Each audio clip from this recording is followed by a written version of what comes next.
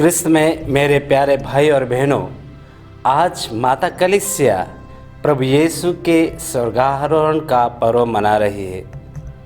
आज के सुसमाचार में हम प्रभु यीशु क्रिस्त के स्वर्गारोहण के बारे में पढ़ते हैं। प्रभु यीशु अपने शिष्यों से बात करने के बाद स्वर्ग में आरोहित कर लिए गए और ईश्वर के दाहिने विराजमान हो गए। जब हम प्रभु यीशु के स्वर्गारोहण के विषय में मनन चिंतन करते हैं तो साधारणतः हम ये समझते हैं कि यीशु शरीर के साथ स्वर्ग में आरोहित कर लिए गए। प्राचीन काल से ही अधिकांश अनेक धर्मों की यही धारणा रही है कि ब्रह्मांड में 3 भाग है, स्वर्ग, पृथ्वी और नरक, अर्थात आकाश, पृथ्वी और पाताल।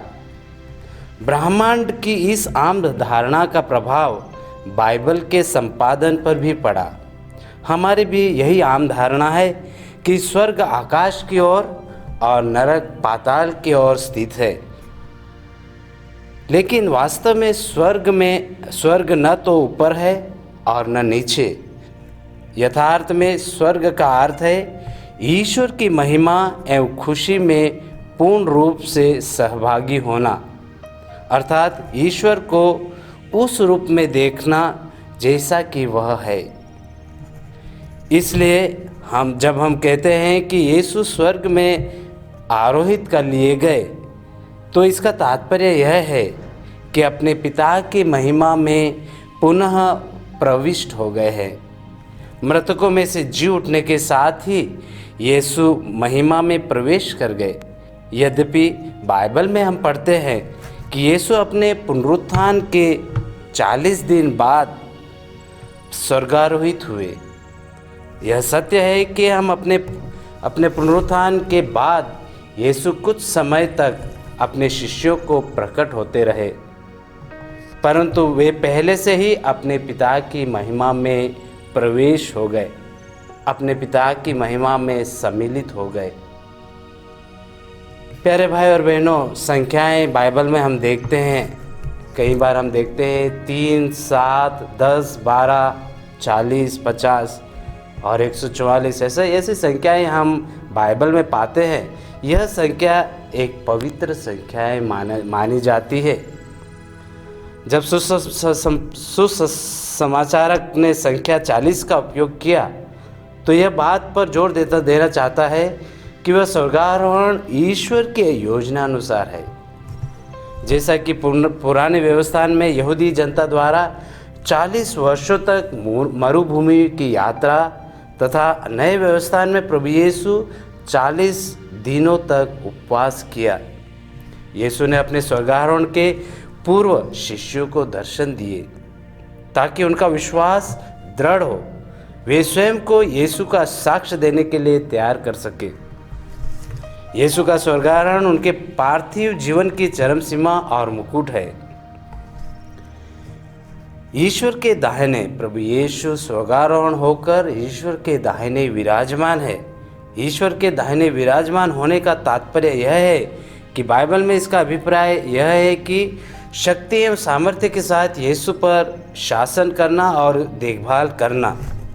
यीशु के स्वर्गारोहण से हम यह निष्कर्ष निकाल सकते हैं कि हमारे बीच यीशु की उपस्थिति समाप्त हो गई, परंतु उनकी उपस्थिति समाप्त नहीं होगी। प्रिय भाई और बहनों, उनकी उपस्थिति अप्रत्यक्ष रूप से इस संसार में घनिष्ठ और सार्वभौमिक बन गई है। स्वर्गारोहण तथा शिष्यों के मिशन कार्य में गहरा संबंध है। स्वर्गारोहण के पूर्व यीशु ने अपने शिष्यों को अधिकार दिया कि वे संसार के कोने कोने में जाकर सुसमाचार का प्रचार करें।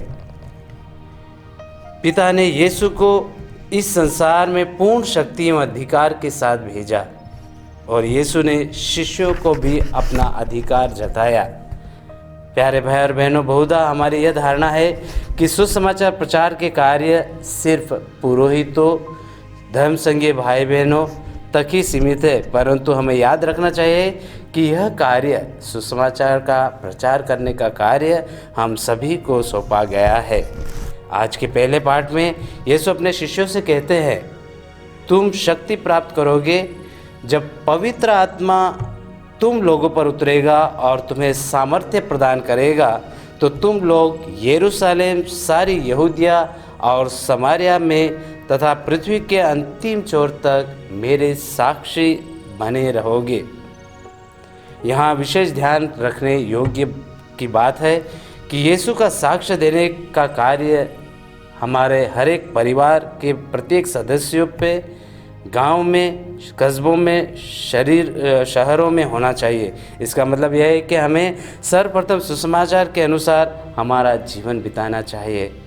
हमारी बातों एवं कार्यों में यह प्रकट हो जाना चाहिए कि हम कौन हैं।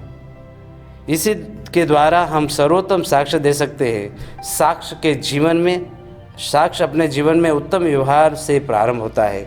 पवित्र आत्मा हर प्रकार के दुख तकलीफ़ों, समस्याओं, सांप्रदायिकता, भौतिकवाद जैसी रुकावटों में हमारी मदद करते हैं। इस प्रकार सुसमाचार के प्रचार को पूरा करने के लिए जो उत्तरदायित्व मिला है, उससे छुटकारा पाने का हमारे पास कोई कारण नहीं रह जाता है। जब हम इस कार्य को सफलतापूर्वक पूरा करेंगे तो हमें भी यीशु की भांति पिता ईश्वर पुरस्कार करेंगे।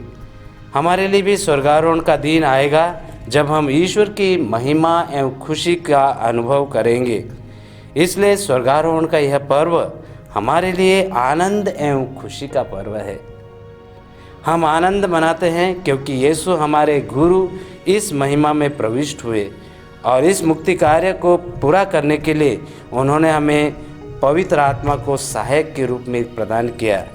प्यारे भाई और बहनों, हम गीत गाते हैं, वह जीवन देने वाला, वह शांति देने वाला प्रभु यीशु, हर एक घुटना झुकेगा, वही है हमारा प्रभु यीशु। आइए, इसलिए हम एक क्रिस्ती होने का गर्व होना चाहिए, क्योंकि हमारे प्रभु और गुरु हम सभी को उसी महिमा का आश्वासन देते हुए महिमा में प्रवेश कर चुके हैं। हम प्रभु यीशु के स्वर्गारोहण का पर्व मनाते समय प्रार्थना करें कि वे हमें सुसमाचार के प्रचार एवं उसके अनुसार जीवन व्यतीत करने के लिए हमें आत्मबल एवं शक्ति प्रदान करें। पिता, पुत्र और पवित्र आत्मा के नाम पर आमीन।